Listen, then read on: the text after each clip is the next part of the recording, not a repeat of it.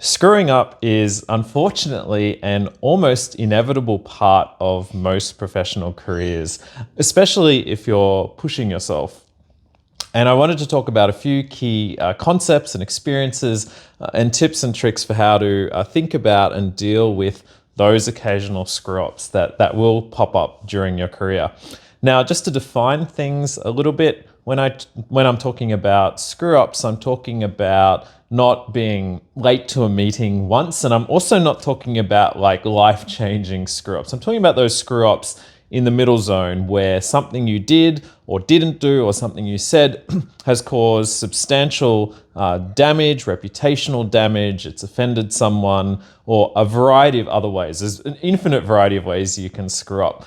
These are situations that are not great, but are often redeemable or at least partially redeemable. And I want to run you through a few of the key concepts. Now, the first one is some people are probably watching this video and saying, I don't think I've really screwed up at all in my career so far. Now, that is possible, but I would assert that if you are pushing yourself reasonably hard in your career, you are on occasion going to screw up, no matter how much you guard for it or are vigilant. It is going to happen. Now, if you are screwing up on a weekly basis and finding yourselves always in trouble and having to apologize constantly, that may be a good signal that you are actually pushing too hard. But even if you're not doing that, the occasional screw up will likely pop up in your career. Screw ups can come in a wide range of forms. A typical screw up is someone saying or communicating something that causes offense. That is often a screw up that has an immediate effect, but it doesn't always have to be that way. Sometimes a screw up can be a blind spot or an omission that occurs over many weeks or months or even years, that accumulates over time and only comes to a head when you realize that you've missed something over a sustained period of time. So the screw-ups are not always a concrete once-off event that happens at a specific moment in time. Screw-ups come in all forms. It can be something that happened over a long period of time as well. And these can sometimes complicate how easy it is to detect or realize that you've screwed up in the first place. Now, one of the interesting things about screwing up is you will avoid a lot of screw-ups by being vigilant and self-aware and sort of checking yourself about what you should say or what you should do or not do across a variety of situations. Almost by definition, when you do screw up, it will not always be obvious to yourself that you have screwed up, because if it had been, you probably would have caught it. So there are three typical ways you will find out that you have screwed up. First of all, the people or group or organization that you've screwed up with may tell you directly, perhaps even on the spot if it's one of those screw-ups that has happened in the moment.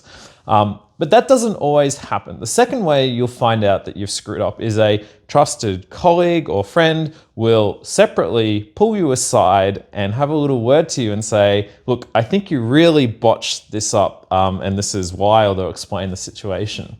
That is a situation where it can be very natural to immediately get defensive. But if it's a trusted colleague, if they've pulled you aside in private, that is the time to listen, because if they're experienced, they are almost always right that you have screwed up. It's just that you can't see it in the moment. And sometimes you will have screwed up, but you won't be told explicitly, and you may not realize, and no one may pull you aside, and it's only weeks or months later that you will realize in retrospect that you've screwed up. So there's a bunch of different ways in which you can get that feedback.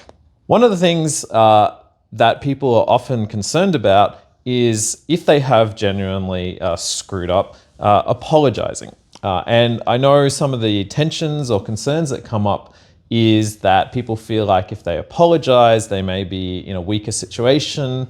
And what I wanted to say is, if you're in a situation or an environment where apologizing sincerely is going to genuinely put you in a weaker situation that's exploited, you are probably screwed anyway, and you should still go ahead and do it because it's the right thing to do. But what I suspect you'll find is that in a lot of situations, if it's a sincere, authentic apology associated with some deliberate work on yourself to do better, the next time, then it will generally be well received. Perhaps not always well received right at that moment, but generally well received in the longer term. Obviously, one of the things you're trying to do is learn from your mistakes and screw ups, and these are valuable learning curve type life lessons. But the problem is, if you are progressing in your career or changing in your career, there are always going to be new situations that you haven't experienced so far that can pop up that will cause you to screw up again in new and creative ways. So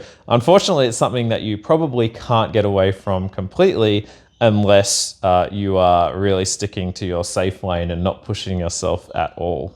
When you screw up, one of the things that will really help you and save you and support you is whether you have built up long-term, trusting, professional relationships and networks, even with the person or organization that you've screwed up with.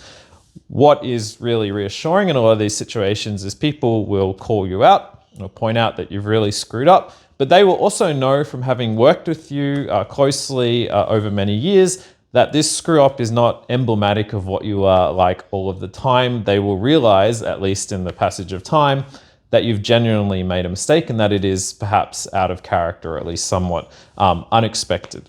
And so even though there can be a lot of tension or even anger at the time, people who you've built up relationships with will realize that this is just a misstep. It's not the end of the world. Of course, depending a little bit on the severity and the impact of the thing that you have screwed up. In the heat of the moment, when you've screwed up and there's repercussions or it's all falling apart, it can be very, very stressful. Again, having good support networks around you can really help. One of the things I would suggest in these sort of situations is you're not going to be able to fix everything. People like to fix and resolve things instantly. You should try and do that where you can, but sometimes things are just not going to be great for a little period of time. One sort of achievable goal out of screw-ups is to work hard on resolving the situation and repairing any damage that you might have done, and aim for the goal of, in a year's time, when people look back at what happened and how you reacted to it, people go, well, that person really, really screwed up, but they made a genuine effort to redeem and repair the situation. And even though it was quite damaging or it was annoying at the time, with the passage of time, I can forgive them, or I can see why that happened or how that happened, and they've made a really sincere effort to make it better. So everything is okay now. That is a reasonable goal to go for. Again, you may not be able to achieve this in every single situation where you've screwed up, but you should be able to achieve it in the vast majority of those, even though it can be really stressful and chaotic at the actual time of the screw up. I have screwed up substantially in my professional career, maybe around 8 or 9 or 10 times roughly. Depending on what you count. So over a period of 2 and a bit decades, it's about once every 2 years. Obviously, I would like that number to be far less, but I don't think if you go back and forensically analyze all the situations, too many of those could have been avoided without the benefit of hindsight. The sort of situations where screw-ups can typically occur are situations where someone is particularly tired or stressed. Maybe someone has just commuted 30 hours across the world and is trying to make sensitive decisions while jet-lagged and sleep-deprived over the last 48 hours. That is a recipe for disasters to happen in high-pressure environments with milestones that have been missed or other situations going on.